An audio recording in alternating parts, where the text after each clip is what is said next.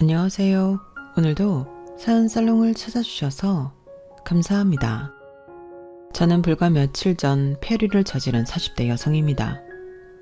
정확하게는 제가 한 행동이 폐륜이라는 말을 들었는데요. 저는 제가 한 행동이 폐륜이라고 생각하진 않았어요. 폐륜은 직계존속을 모욕하는 것이라고 생각했거든요. 그런데 국어사전을 보니 폐륜이라는 것은 인간으로서 마땅히 여겨야 할 도리에 어그러진 것 또는 그 현상을 말하더라고요. 그래요. 그럼 어쩌면 전 폐륜을 저지른 것일지도 모르겠지만 그렇다고 하기엔 전 조금 억울했어요. 그리고 제게 그런 말을 한 사람은 다름 아닌 남편이었어요. 저는 남편이 제게 그런 말을 할 줄은 전혀 몰랐죠. 폐륜이라니 너무 모욕적인 말이잖아요. 그래서 오늘 사연을 보냅니다. 제가 정말 폐륜을 저지른 건지 잘 한 번만 들어봐 주세요. 남편을 처음 만난 건 제가 중학생이었을 때예요. 사실 남편이 제 친오빠의 친구거든요. 고등학교 친구요. 남편은 저희 집에 자주 놀러 왔어요. 저희 집이 엄마 아빠가 식당 일을 하셔서 집이 아주 비어 있었거든요. 남편만 올 때도 있었고 다른 친구들과 함께 올 때도 있었어요. 하지만 남편은 꼭 왔었죠. 저는 고등학생 때까지 남편을 짝사랑했어요. 왜냐하면 남편은 오빠 친구들 중에서도 제일 잘생겼고 올 때마다 과자나 초콜릿을 사오는 등 다정한 사람이었거든요. 그리고 11월 11일 빼빼로데이가 되면 어김없이 빼빼로를 제게 주었죠. 그게 누구로부터 받은 것인지 아닌지는 제게 중요하지 않았어요. 남편이 주었다는 사실이 더 중요했죠. 그리고 저와 오빠 남편 이렇게 셋이 컴퓨터 게임을 할 때도 있었어요. 그럴 때면 남편은 일부러 게임을 져주었죠. 그게 다 티가 났어요. 그래서 저는 남편이 집에 오는 날만 기다렸어요. 오빠만 집에 들어오는 날이면 서운하기도 했어요. 은근슬쩍 남편은 뭐 하는지 어디에 있는지 오늘은 왜 우리 집에 안 왔는지 오빠에게 묻기도 했죠.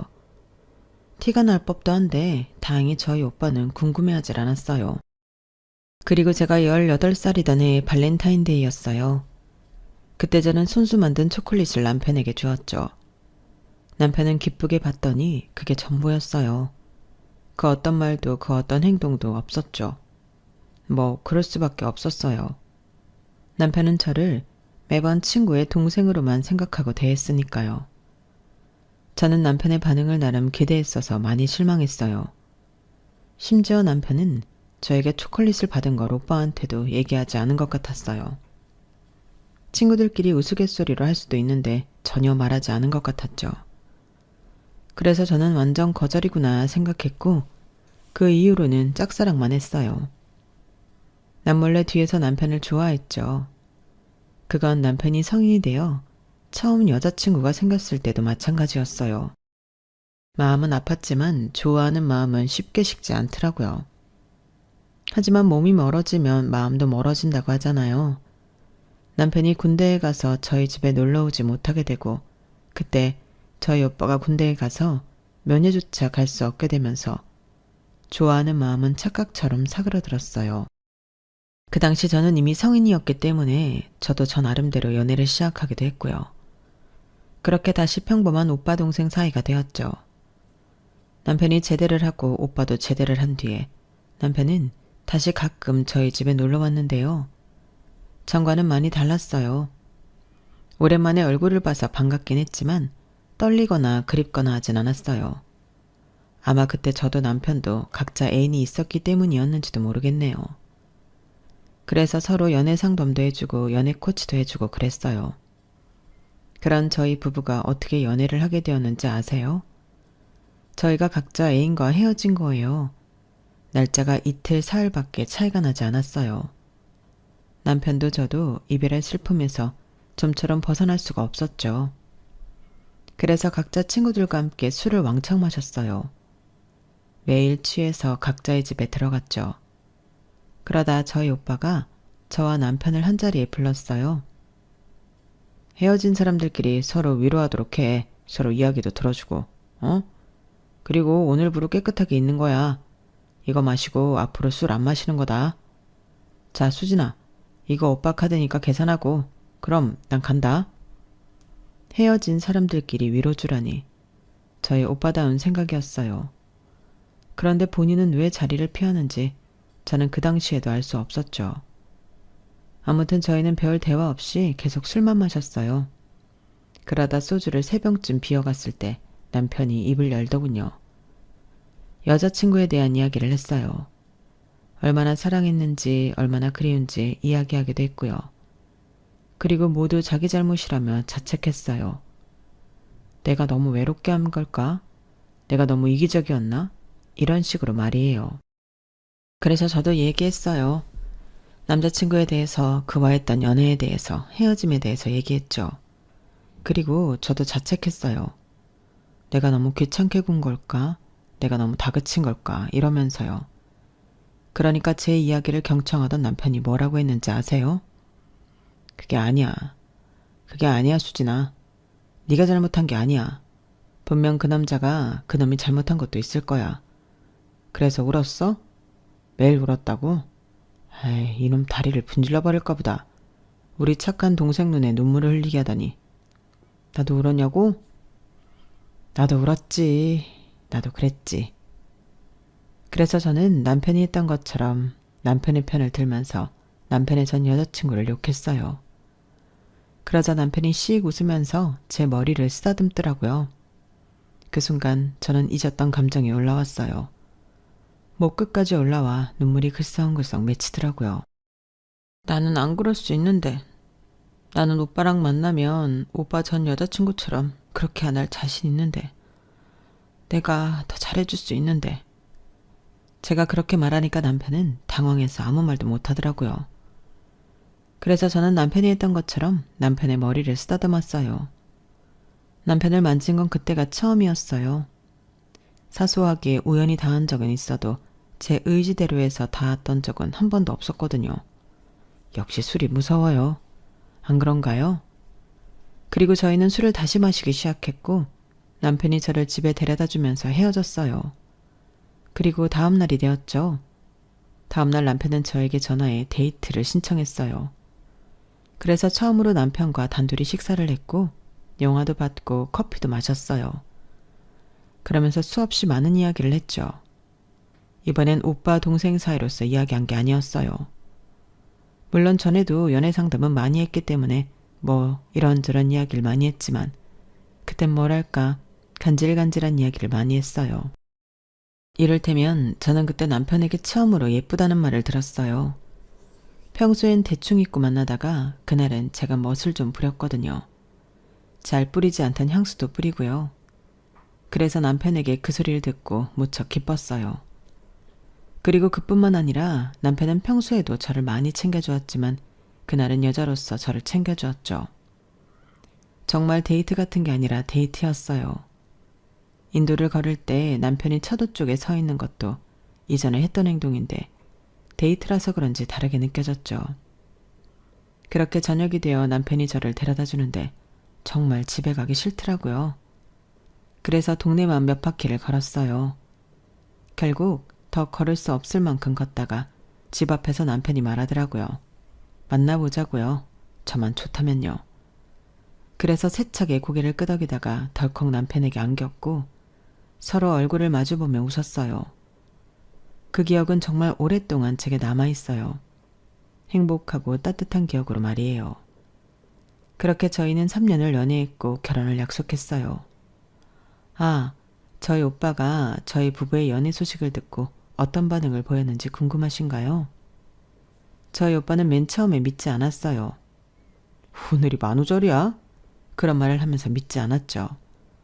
그러더니 나중엔 저희가 장난을 치고 있는 게 아니라는 것을 알고서 무척 놀랐어요. 대체 언제부터 그런 마음을 가지고 있었냐고 저한테도 남편에게도 다그쳤죠. 그래서 제가 중학생 때부터 짝사랑했다고 말했어요. 그러니까 오빠가 적은 가까운 데 있다더니 그랬죠. 배신감이 가득 찬 눈으로 저희를 보기도 했어요. 하지만 그런 것들은 모두 장난이었어요. 오빠는 그 이후 저에게 자기가 제일 인정하고 부럽기도 한 친구라고 남편을 소개했죠.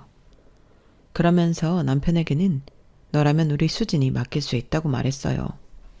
싸울 땐 싸우더라도 절대 헤어지지 말라고 말하더니 나중엔 우스갯소리로 남편에게 앞으로 형님이라고 부르라고 하더라고요. 그리고 그 이후로 오빠는 저희 부부의 커플의 최고의 지지자였어요. 저희 커플은 오빠를 봐서라도 잘 다투지 않았고 다투더라도 큰 싸움으로 번지지 않았어요. 그리고 만에 하나 싸우더라도 중간에 있는 오빠 덕분에 잘 풀 수 있었죠. 그런 걸 생각하면 오빠한테 참 고마워요. 제가 남편과 결혼까지 할 수 있었던 건 오빠의 덕이 컸어요. 그렇게 저희는 3년을 연애했고 동해바다 앞에서 조용히 남들 모르게 프로포즈를 받고 결혼 준비를 시작했어요. 결혼을 약속했을 때 저희 나이가 저는 26, 남편은 29이었어요. 그때 저는 고등학교를 졸업하고 내내 일했던 프랜차이즈 패스트푸드점의 매니저가 된 지 얼마 되지 않았어요. 그리고 남편은 증권사에 취직되어 빠르게 승진을 하고 있었죠. 결혼을 한다면 지금이 제격이었어요. 시기가 좋았어요. 더구나 저는 오랫동안 일을 해 모아놓은 돈이 있었기 때문에 결혼을 하는 건 더더욱 문제가 되지 않았어요. 그런데 말이에요. 저희의 결혼을 반대하는 사람들이 있었어요. 예상하셨을 수도 있지만 바로 저희 시댁이에요. 그 전에 제 가족 구성원에 대해서 말씀드릴게요. 저는 이남 이녀의 둘째로 태어났어요. 위로 오빠가 하나 있고 아래로 여동생 남동생이 있어요. 저희 부모님은 오랫동안 추어탕 가게를 하셨어요. 증조 외할머니부터 내려온 가게죠. 하지만 요새 누가 3대째라고 식당에 무조건 들어오나요? 리뷰나 별점을 찾아보지. 몇 대 손인지 몇 년째 가게를 운영 중인지가 중요한가요? 맞아요. 저희 부모님 가게는 그리 장사가 잘 되진 않아요. 오시는 분들이 계속 오시는 구조랄까요? 단골은 많으세요. 그리고 골목 안쪽에 위치해 있어서 찾고 싶어도 못 찾아오시는 경우도 있어요. 하지만 지금 있는 곳이 자릿세가 싸서 엄마가 이사는 하지 않으려고 하세요. 그런 집에 애가 넷이니 누구는 무언가를 포기하고 누구는 무언가를 해야 하고 그런 일이 부지기수였죠. 엄마 말에 의하면 원래 저희 가족 계획은 오빠와 저 딱 둘이었는데 세상 일이 마음대로 되나요? 아이가 계속 생긴 거예요. 그래서 결국 막내가 태어나고 저희 아빠는 정관수술을 하셔야 했어요. 어쩔 수 없었죠.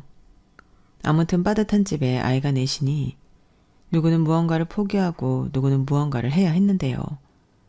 저희 오빠는 아들이고 영특해서 공부를 잘했어요. 그래서 집안에서 저희 오빠를 밀어줬죠. 그러니 당연하게 저는 학업에서 밀려났어요. 저는 그렇게 공부를 잘하진 않았거든요. 늘 보통 정도로 했죠. 그렇게 저는 여자중학교에서 상업고등학교를 나와 졸업 후 프랜차이즈 패스트푸드점에서 아르바이트를 하다가 직원이 되고 매니저가 된 케이스예요. 저는 제 삶이 안타깝긴 했지만 어쩔 수 없다고 생각했어요. 그런데 때를 쓰면 된다는 걸 늦게 알았어요. 바로 제 여동생 이야기인데요. 제 여동생은 친구 따라 고등학교를 간다며 인문계를 간다고 때를 썼어요. 정말 단식투쟁도 하고 소리를 지르면서 화내고 울고불고 난리도 아니었어요. 그래서 결국 엄마가 져서 여동생은 인문계에 갔어요. 그리고 대학교도 가고 싶다고 때를 써서 그땐 단식투쟁도 뭐도 하지 않고 토장만 부렸는데 보내주더라고요. 물론 4년제는 아니고 전문대학교였지만요. 그게 어디예요? 그래서 저는 가끔 여동생이 우리 집은 너무 남아선호 사상이야 라고 말하며 남동생을 헐뜯을 때마다 기가 차요. 그런 말은 적어도 제가 해야 한다고 생각하거든요. 저는 아무것도 누리지 못했잖아요. 저도 친구들 따라 인문계 고등학교 가고 싶었고 갈 수 있는 성적이었어요. 대학도 가고 싶었고요. 그때밖에 할 수 없는 게 있잖아요. 청춘, 저도 그걸 느껴보고 싶었어요. 하지만 때를 쓰지 않으니 엄마는 제가 당연히 돈을 벌어올 거라고 생각하더라고요. 그래서 사남매 중에 오직 저만 20살부터 돈을 벌었고 그때부터 엄마한테 생활비를 줬어요. 생활비는 외할머니가 강요했어요. 너는 돈을 버니까 너라도 엄마한테 생활비를 줘라 이렇게 말씀하셨죠. 생각해보니 그때도 저는 떼를 쓰지 않았네요. 사람이 둔한 걸까요? 가끔 저는 저를 되돌아보면 좀 바보 같기도 해요. 그래서 제가 상업계 고등학교를 나와서 제가 대학엔 발도 못 붙인 고졸이라서 시댁은 저를 반대했어요. 시댁에서는 저를 공부 못하는 꼴통이라고 생각했고 저희 집안은 애 하나 공부도 못 시키는 가난뱅이라고 생각했어요. 게다가 제 직업이 반반하지 않다고 생각하셨죠. 거의 저를 백수보다 더 하찮은 직업을 가진 사람처럼 대하셨어요. 그게 눈빛으로 손짓으로 다 티가 났고 시댁은 그런 말을 제게 하기도 했어요. 더구나 시어머니는 제게 이런 말을 했죠.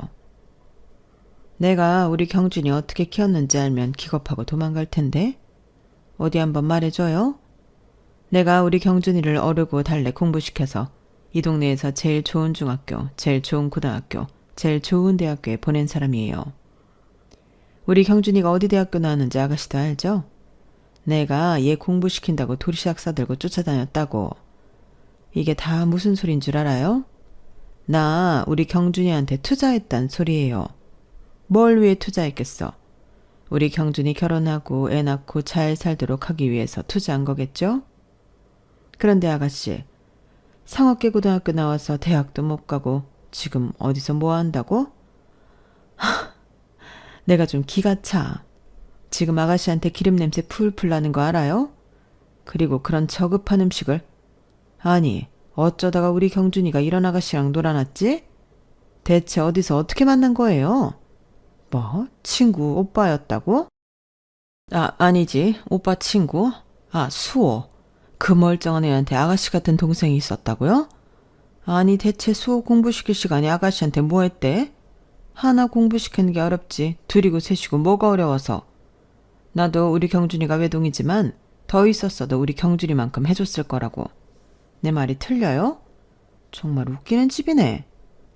전 그 말을 듣고 아무 말도 할 수 없었어요. 물론 조금 억울했지만요. 아니 그렇잖아요. 제가 공부를 안 하고 싶어서 안 했던 것도 아니고 집안 사정 눈치 보면서 행동했던 것뿐인데 이게 다 저의 잘못인가요? 오히려 제가 안쓰러워 보여야 하는 거 아니에요? 하지만 결국 전 울면서 시댁에서 나와 남편에게 향했어요. 남편에게 하소연을 하자 남편도 모르지 않았다는 듯이 굴더라고요. 그러면서 남편에 화를 냈어요. 가출을 했죠. 남편은 결혼한 오빠의 집에서 지냈어요.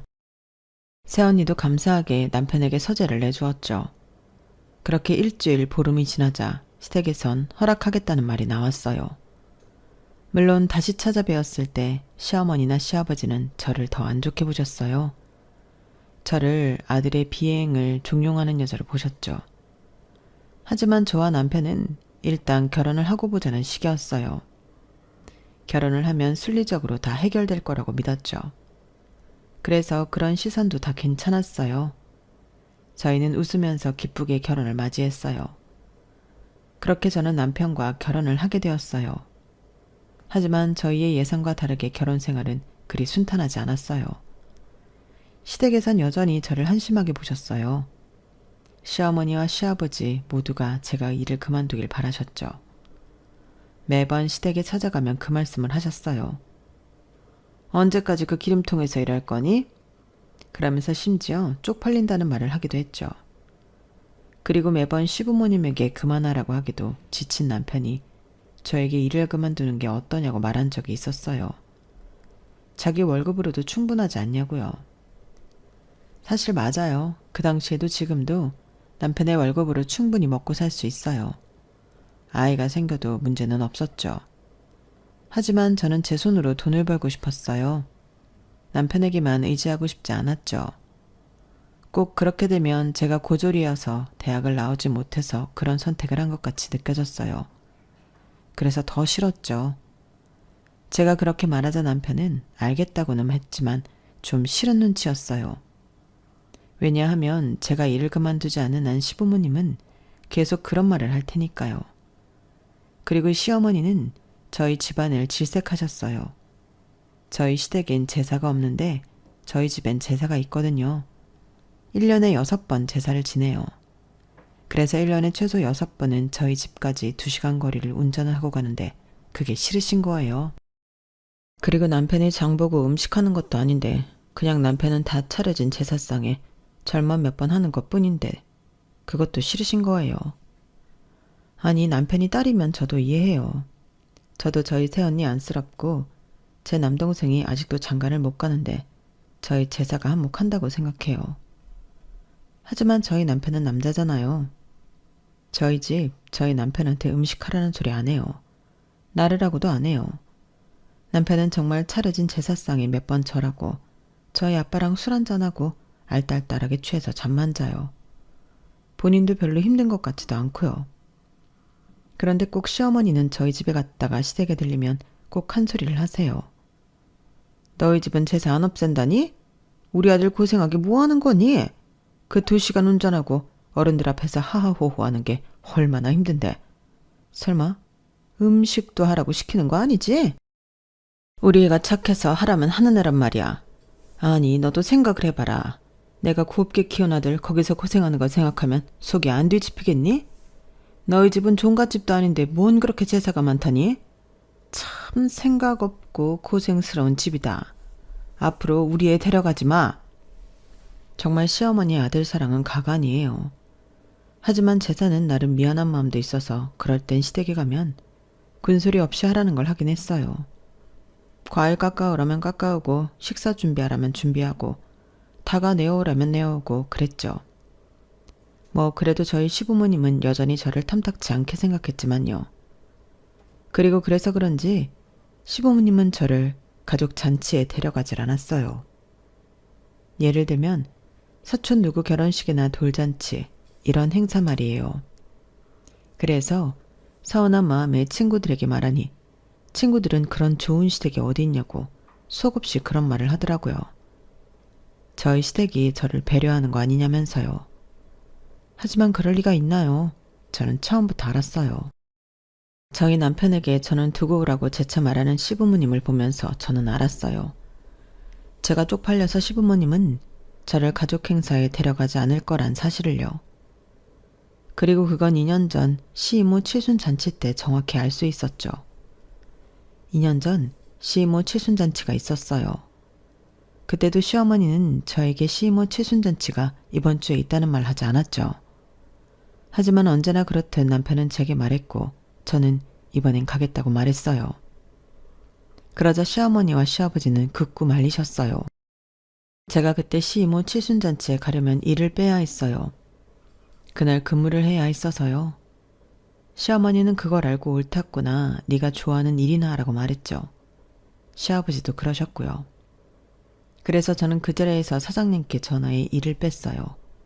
그리고 행사에 참여했죠. 결혼을 하고 처음으로 시댁 행사에 가본 거였어요. 저희 남편 차를 타고 이동했는데 시부모님이 불편한 기색을 여실히 드러내고 있었죠. 그래서 일부러 사근사근하게 시부모님을 대했어요. 시부모님의 반응이 떨떠름해도 무시했죠. 그리고 연 회장 앞에서 차를 정차하고 남편을 제외한 3사람이 내렸는데 시어머니가 그제서 제 옷을 보시고 한 소리 하시는 거예요. 너는 식구들 다 모이는 자리에서 이 옷이 뭐냐? 최소한 샤넬은 입어야지. 샤넬이 없어? 아니, 어떻게 샤넬이 없니? 사람이 장소에 맞게 옷을 입어야지. 이 옷 브랜드이긴 한 거니? 어디 시장에서 사 입은 거 아니야? 내가 진짜 이런 것까지 신경 써야 하니? 아니, 식구들 다 모이는 자리에서 면안석에 이게 뭐니? 넌 대체 어디서부터 어디까지 가르치고 말해줘야 하는 거야? 사실 제 옷 보세이긴 했어도 가격이 꽤 나가는 옷이었거든요. 단정하기도 하고요. 그런데 샤넬을 들먹이며 말씀하시니 초라해지더라고요. 저도 제 나름대로 신경 쓴 건데 속상하기도 하고요. 그래서 남편이 오기 전까지 신나게 혼났어요. 그리고 시어머니는 연회장에 들어가기 전에 저를 슬쩍 부르셨어요. 창피하고 부끄러우니까 우리한테 멀리 떨어져 있어. 그리고 무식해 보이니까 말은 최대한 아끼고. 어디서 무슨 일 하냐고 묻거든 그냥 없다고 집에서 논다고 해라. 그리고 저기 현금 인출기 가서 돈 200만 원만 뽑아와. 꼭 네 통장으로. 우리 아들 통장 말고. 우리 아들은 할 필요 없고 너만 하면 된다. 어디 돈 좀 번다더니 한번 보자. 알겠니? 결국 저는 제 통장에서 현금 200만 원을 인출해 시이모님께 드렸어요. 시이모님은 좋아하시면서 저를 보고 누구냐고 하시더라고요. 그래서 당황했어요. 치매가 있으신 건가 싶었는데 정말 저를 기억하지 못하는 거더라고요. 하기사 결혼하고 15년 만에 시댁 잔치에 간 거니 기억하지 못할 만도 하죠. 이상한 일도 아니죠. 전 좀 씁쓸하더라고요. 그리고 저도 시댁 식구들이 누구인지 모르겠더군요. 참, 이게 무슨 상황인지. 초대받지 않은 손님이 된 기분이었어요. 그리고 저에게 누군가 하는 일이 뭔지 물어봤는데 저는 저도 모르게 당황한 거예요. 그래서 저기서 시어머니가 달려와 며느리는 아들이 잘 벌어서 집에서 논다고 말했어요. 그러면서 애는 참 복받은 애라고 그러더군요. 그런 뒤에 저는 연회장 저 끝으로 밀려가 조카들 사이에 앉아 아무 말 없이 식사만 하고 왔어요. 정말 비참하죠. 저는 속으로 이런 생각을 하면 안 되지만 차라리 남편이 고아인 게 낫지 않을까 생각했네요. 저희 시댁은 그 정도로 저를 인정하고 있지 않아요. 이럴 거면 차라리 결혼을 하지 않았어야 했다고 그런 생각이 들지만 이미 늦은 거 아니겠어요? 애들이 벌써 중학생인데요. 그래서 저만 참으면 그만이라고 생각하고 참았네요. 그런데 큰일이 발생했어요. 하나뿐인 저희 오빠가 하늘의 별이 되었어요. 사인은 오토바이 사고로 인한 즉사. 말뿐인데도 너무 잔혹하지 않나요? 저는 그 말을 전해 듣고 믿을 수가 없었어요. 저희 오빠는 원래 경찰이었어요. 불과 5년 전까지만 해도 그랬죠. 하지만 6년 전인가요? 고위 공무원 아들이 음주운전에 걸렸어요. 아니, 음주운전으로 인명사고를 냈죠. 사람이 죽었거든요. 사고가 접수되고 오빠가 출동했는데 사고 조사를 하는 중에 전화 한 통이 왔어요. 사고자의 아버지인 사람이었고 전화로 간단히 몇 천만 원을 줄 테니 사건 종료시키라는 말을 했어요. 저희 오빠는 그 전화를 받고 그냥 끊었어요. 그리고 한 통 더 전화가 왔는데 완전히 무시했죠. 그래서 결국 사고자는 징역형을 받았어요. 그런데 문제는 그 다음이에요. 그 후 오빠는 직장 내 왕따를 당했고 업무 평가를 한 번도 낮게 받은 적이 없는데 팀 내 최하위였죠. 오빠는 그 변화와 결과를 보고 청탁을 거절했기 때문에 본인에게 이런 일이 생겼다는 것을 예측했어요. 오빠는 무척 혼란스러웠어요. 이런 일은 처음이었거든요. 청탁을 받은 일이야 있긴 했지만 거절했다고 이런 후폭풍이 온 적은 없었어요. 오빠는 청렴을 추구해야 하는 경찰이 이래도 되냐고 사장에게가 화풀이도 하고 동료들에게 대체 왜 이러냐고 호소도 해봤어요. 하지만 달라지는 건 없었죠. 모두 오빠를 안타까워하면서 무시하고 혹은 어리석다고 생각하는 사람들도 있었죠. 사실 오빠는 인간관계를 굉장히 중시하고 좋아하는 사람이어서 엉망이 된 업무평가보다도 관계가 망가진 게 더 힘들었을 거예요. 새언니 말로는 오빠가 잘 마시지도 않던 술을 자꾸 찾았다고 해요. 매일 술을 마시고 마시지 않으면 잠을 못 잤어요. 그리고 잠을 자더라도 자주 깨고 화장실에서 냉장고 앞에서 멍하니 있기도 했어요. 그러다 결국 새언니의 도움으로 오빠는 사표를 썼어요. 그리고 친한 친구의 치킨집을 인수했죠. 그게 5년 전 일이네요. 그때 오빠가 치킨집을 인수했을 때 제가 화분도 2개나 사다 주고 했는데 이젠 꿈 같네요. 오빠는 배달을 하다 무리하게 차선을 바꾸는 차량에 치여서 가드레일을 온몸으로 받고 그 자리에서 사망했어요. 뼈라는 뼈가 다 부서져 있었죠. 새언니는 오빠의 시체를 보고 오열했어요. 얼굴을 알아보지 못하겠더군요. 그리고 오빠에겐 꽃같은 2딸, 올해로 20살 고등학교 2학년이 된 2딸이 있어요. 제 조카도 오빠의 마지막 모습을 보고 울다가 둘째는 실신했네요. 아마 오빠는 쉽게 눈을 감지 못했을 거예요. 그걸 생각하면 마음이 참 아파요. 그리고 오빠의 친한 친구인 저희 남편도 오빠의 죽음을 믿을 수 없어 했어요. 저 없는 곳에서 많이 울었는지 눈이 시뻘개져서는 아무 말도 안 하더라고요. 제 앞에서는 참더라고요. 그리고 묵묵히 저희 가족을 지켜주더라고요. 그리고 첫째 날 늦은 저녁, 조문객이 거의 나가고 남편과 늦은 저녁을 먹었어요. 그러면서 소주 한 잔을 했어요. 남편이 많이 피곤하지 하면서 소주를 건네더라고요. 저도 너무 슬프고 피곤해서 한 잔 마셨어요. 한 잔, 두 잔 마시면서 저희 부부는 오빠를 추억했어요. 우리 만난다고 했을 때 수호가 나 때린 거 사실 진짜 아팠다. 그 자식이 진심으로 때리더라고. 그래도 자기 동생이라고. 당신은 모르겠지만 엄청 배신감 들었다고 나한테 술 취해서 말한 적도 있어. 내가 자기 동생 도둑질했다면서. 수호가 당신 엄청 아꼈어. 결혼식 때 축사하면서도 울었잖아. 다 걔 우는 거 처음 봤다. 당신은 본 적 있어? 저도 그때가 마지막이었어요. 오빠가 우는 거 말이에요. 그 생각에 제가 울자 남편이 휴지를 건네줬어요. 수호가 당신을 아끼기도 했지만 무척 미안해한 것도 알아? 자기가 첫째고 아들이라 다 자기만 챙기고 서포트해줘서 자기는 경찰도 되고 그랬다고.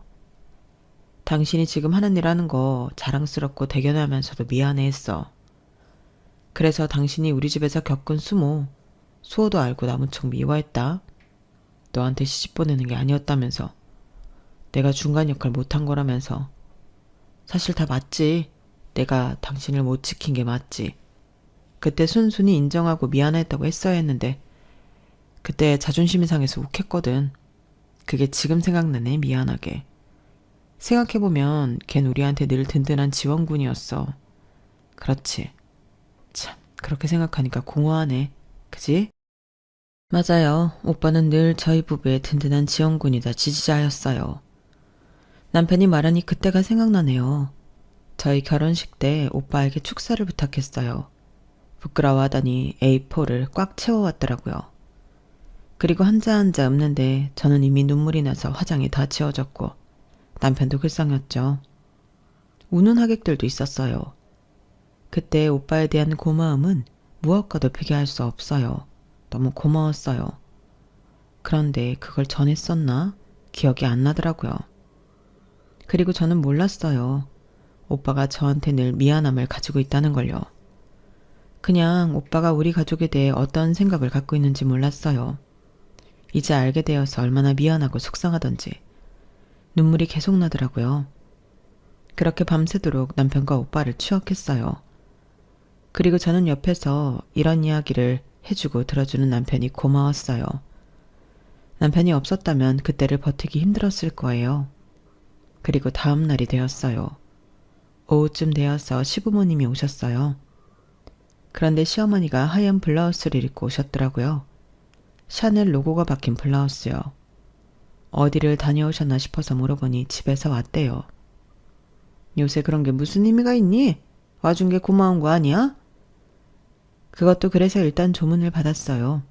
그런데 저를 안 하시고 곧전 돈 본투를 넣으셨어요. 그러면서 저희가 시부모님이 절하기를 기다리고 있는데 시어머니가 호호 웃었어요.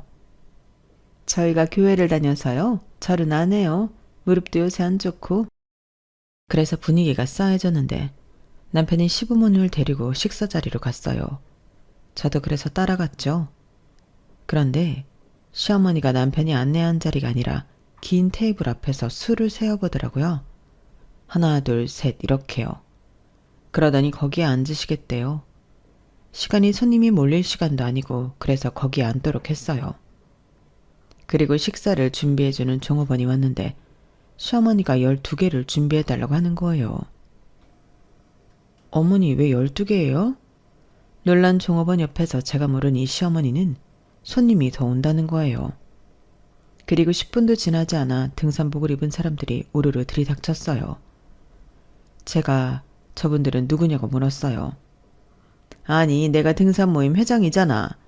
그런데 내가 요새 무릎이 안 좋아서 등산을 못 가졌니?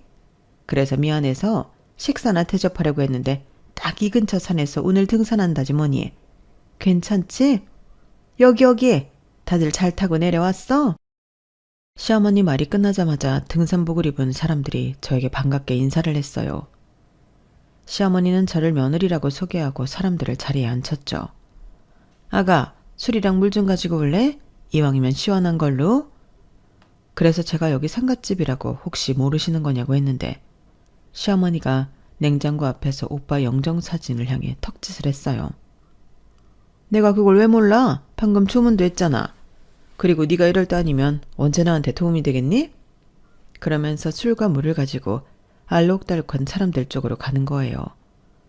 보니까 시아버지도 옳았구나 하하 웃으며 술을 마시고 계셨어요. 그리고 새언니가 제게 다가왔죠. 박 인상을 쓴 채로 저에게 봉투를 주는 거예요. 거의 던지듯이요. 봉투는 시어머니가 조이한 봉투였어요. 시부모님 이름이 적혀 있었죠. 제가 이걸 왜 꺼내왔냐고 새언니를 쳐다봤어요. 그런데 새언니가 무척 화가 난 표정을 지었어요. 이거 빈 봉투야. 봐봐. 빈 봉투라고. 내가 정말 어이가 없어서. 대체 아가씨를 뭘로 보길래, 아니 우리 집안 사람들을 뭘로 보길래 저러는 거야? 지금 저 회식 자리는 뭐고? 아가씨, 지금 나랑 장난해? 지금 여기 아가씨 오빠 장례식이야. 그것도 호상이야? 지금 내 꼬락선이 안 보여? 나 지금 죽겠다고. 안 그래도 지금 폭발할 것 같고 죽을 것 같은데. 대체 왜 이러는 거야? 지금 당장 저 사람들. 새언니가 더 이야기하려는데 시어머니가 저희 쪽으로 왔어요.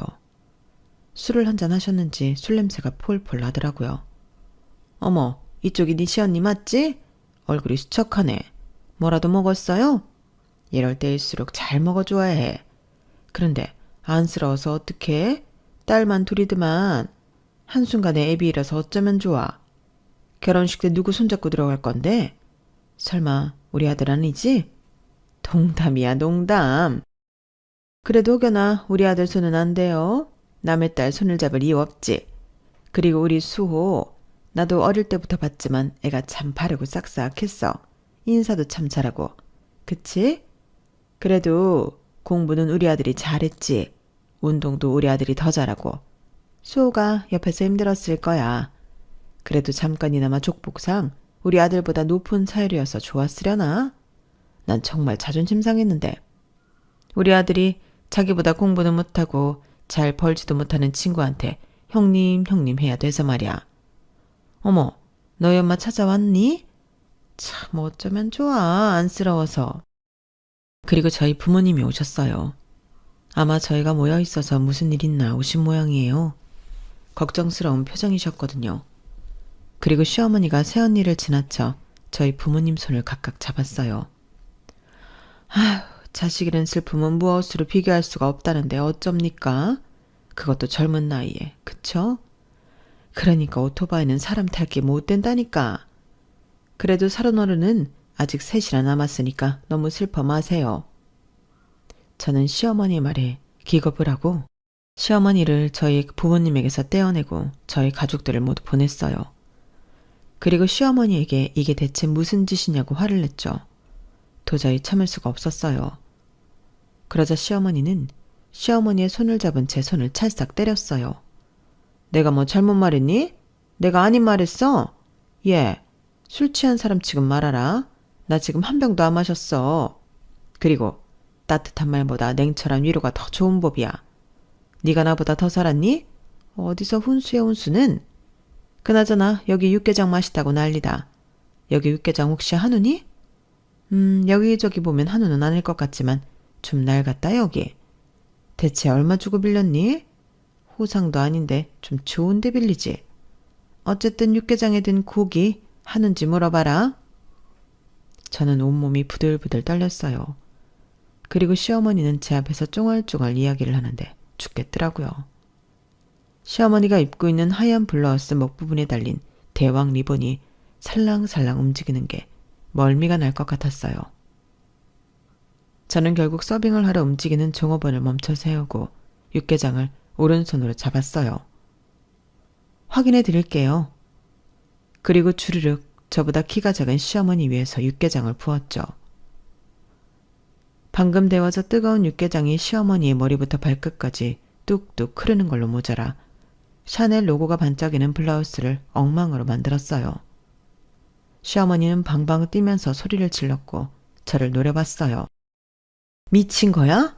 지금 대체 뭐 하는 짓이야? 아, 뜨거워. 너 정말 미친 거야? 시어머니가 미친 듯이 소리를 지르고 시아버지가 놀라서 시어머니에게 왔어요. 그리고 오신 손님들이 모두 저희를 보고 있었죠. 시아버지가 저에게 손가락질을 하며 호통을 쳤어요. 그리고 저는 빈 그릇을 시부모님에게 던지고 썩 사라지라고 말했죠. 그런데 언제 왔는지 저희 남편이 제 손목을 잡더라고요. 제가 이거 놓으라고 애를 쓰는데 좀처럼 풀어지지 않았어요. 그리고 남편이 화를 냈죠. 당신 지금 대체 뭐 하는 짓이야? 아무리 화가 나도 이 뜨거운 육개장을 어떻게 사람한테 부어? 이거 살인행위야. 적어도 폐륜이라고. 당신 왜 이래? 살인행위라고요? 폐륜이라고요? 그럼 그 전에 시부모님이 제게 한 행동은 대체 뭐죠? 뭐라고 설명할 수 있나요? 뭐? 살인행위? 폐륜? 지금 말 다 했어? 그럼 이제껏 17년 결혼생활 동안 당신 엄마 아빠가 나한테 한 짓은 정서적 학대인가? 가정폭력인가? 학대가 폭력이 이젠 물리적인 것만 있는 거 아닌 거 알지? 고작의 육개장? 지금 나랑 농담해? 지금 누구 편을 드는 거야? 그러자 남편은 아무리 그래도 제 시부모님이라고 정신 차리라고 사과하라고 하는 거예요. 아니, 나는 절대 사과 못해. 내가 존중받지 못할 만큼 돌려줄 거야. 오늘부터, 지금부터 나랑 한 약속이야. 내가 죽은 우리 오빠를 봐서라도 그렇게 할 거야. 그리고 남편이 제 어깨를 잡고 마구 흔들자 새언니가 남편의 머리통을 향해 물병을 던졌어요. 남편이 물병을 맞고 넘어졌고 시어머니가 놀라서 새언니에게 욕을 했어요.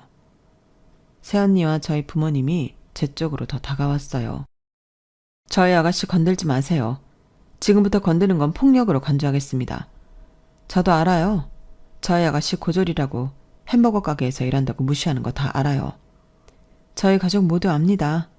그래도 가만히 있었던 건 아가씨가 좋아하는 사람이니까, 아가씨가 선택한 가족이니까 가만히 있었어요. 하지만 도가 지나치시네요. 오늘 하는 것 보니 사이즈가 딱 나와요. 저희 아가씨한테 어떻게 하셨을지 다 보입니다. 지금 저는 우리 아가씨가 미련해 보일 지경이에요. 대체 이런 집구석이 뭐가 좋아서 참고 버틴 건지 더러워요. 댁들은 뭐 얼마나 고상하다고. 지금 아줌마 블라우스 꼬라지가 딱 아줌마 꼬라지예요. 샤넬이면 뭐합니까? 얼룩투성이에다 지워지지도 않는데. 그리고 엄마가 제 손을 잡고 저를 뒤로 숨겼어요. 저희 딸 이제 그 집에 안 보내겠습니다. 그 귀한 아들만 데리고 가세요. 저희한테 그쪽 아들 필요 없습니다. 별 도움도 안 됐고요. 무슨 말인지 모르시겠어요? 이혼시키겠다는 소리입니다. 그러자 시어머니가 고래고래 소리를 질렀어요. 그리고 결국 남편이 흥분한 시어머니와 시아버지를 데리고 식장 밖으로 나갔죠.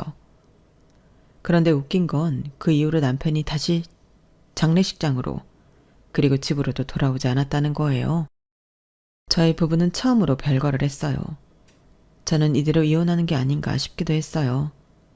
하지만 애들을 봐서라도 그건 맞고 싶어서 계속 연락을 취했죠. 일주일이 지나서야 남편은 연락이 됐어요.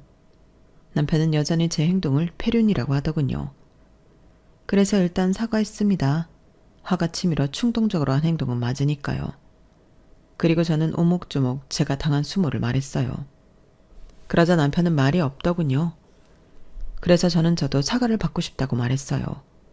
그러자 남편은 자리를 만들겠다고 했죠. 하지만 자리가 만들어지자 시어머니는 덜컥 화를 냈어요. 그 블라우스가 도대체 얼마짜리인 줄은 아니? 이제 다시 구하기도 어려운 디자인이라고. 그리고 내 지인들 앞에서는 나를 욕보였다. 며느리라는 내가 도움은 못할 망정 이게 뭐냐? 그러면서 사과? 사과를 받고 싶다고? 역정을 내는 시어머니 앞에서 전 더 이상 사과받고 싶지 않았어요. 그래서 저는 일어나 이혼 서류를 내밀었어요. 그렇다면 이혼하겠습니다. 저는 도저히 어머니랑 가족관계 못하겠습니다. 제 애들을 봐서라도 이혼은 참고 싶었는데 안 되겠네요. 지금 당장 찍어.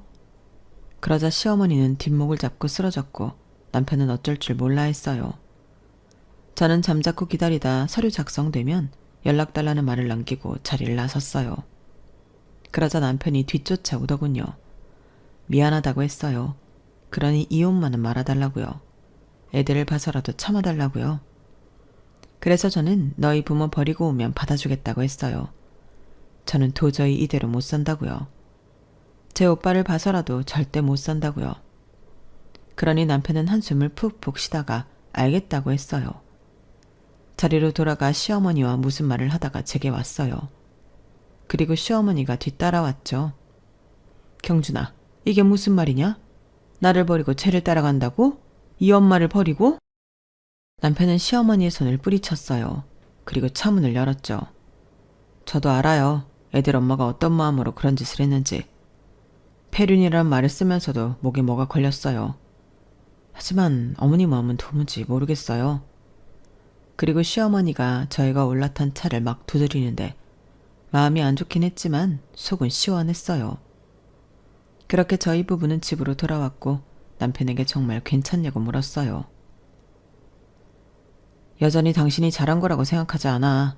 하지만 이유는 충분히 납득이 가니까. 내가 바로 옆에서 지켜봤잖아. 중간 역할 제대로 하지 못한 내 탓도 끄다고 생각해. 그리고 무엇보다 애들을 생각해야지. 아빠 없는 애들로 만들고 싶진 않아. 그러면서 남편은 앞으로 시부모님 볼 일은 없을 거라고 약속했어요. 그리고 저번 명절 저희는 정말 시댁에 가지 않았어요. 친정에만 가고 나머지 휴일엔 가족여행을 갔어요. 아직 완전하진 않지만 균형을 잡는 중이에요. 저는 저를 어리버리로 생각한 시댁을 버린 것만으로도 만족해요. 그리고 제 가족이 앞으로 행복을 찾을 수 있다고 믿고 자신도 있고요. 여기까지가 저의 사연입니다. 여러분들은 저의 행동을 어떻게 생각하시나요? 제 사연 들어주셔서 감사합니다. 여러분의 가정에는 행복과 행운이 가득하시길 바랍니다. 여러분, 사연 댓글에 응원과 현명한 조언 부탁드려요. 좋아요와 구독은 저에게 큰 힘이 됩니다. 오늘도 좋은 일 가득하세요.